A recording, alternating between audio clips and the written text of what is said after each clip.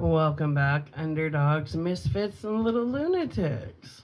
All right, let's get into chapter 7 of The Shining. Chapter 7 In Another Bedroom.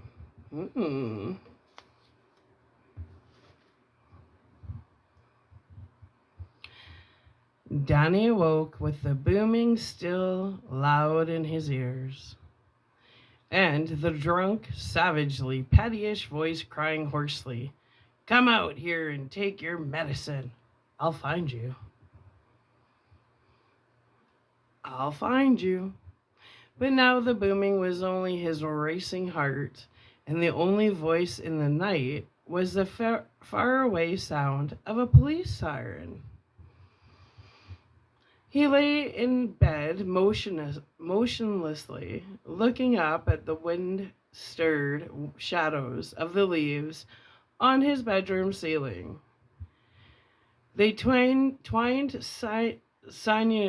sinuously together, making shapes like the vines and creepers in a jungle, like patterns woven into the nap of a thick carpet. He was clad in Dr. Denton pajamas, but between the pajama suit and his skin, he had grown a more closely fitting singlet of perspiration. "Tony," he whispered, "you there?" No answer. He slipped out of bed and padded slightly across the window and looked out on Arapahoe Street, now still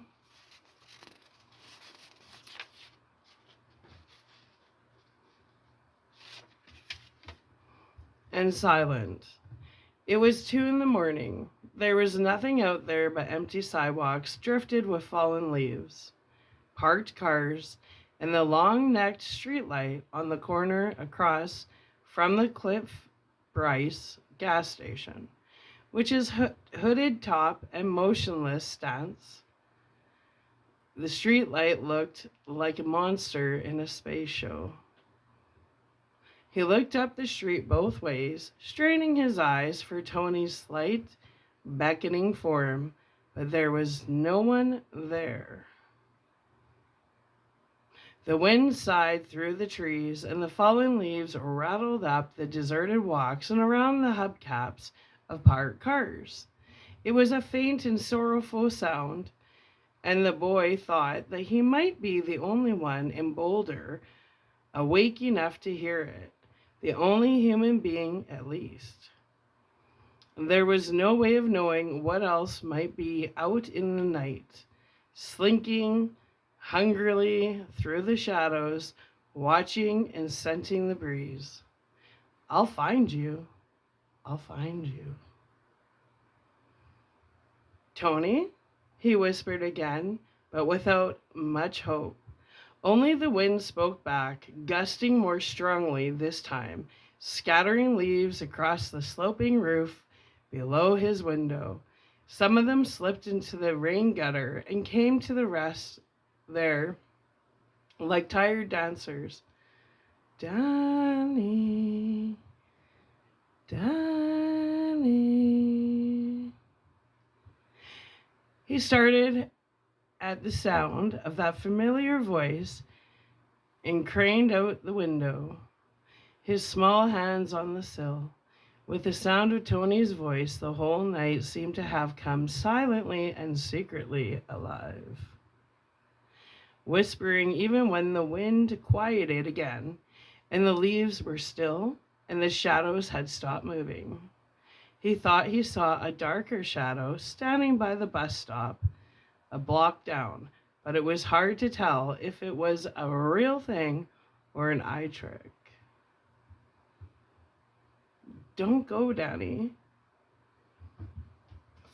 Then the wind gusted again, making him squint.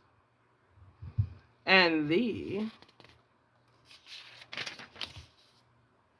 shadow by the bus stop was gone, if it had ever been there at all. He stood by his window, for a minute, an hour, sometime longer, but there was no more. At last, he crept back into his bed and pulled the blankets up and watched the shadows thrown by the alien streetlight turn into a sinuous jungle filled with flesh-eating plants that wanted only to slip around him, squeeze the life out of him, and drag him down into a blackness where one sinister word flashed in red. Red rum. And that, my little lunatics, is the end of part 1. We're going to upload this and we're going into part 2, which is closing day. Yeah. So stay tuned. I'll be back.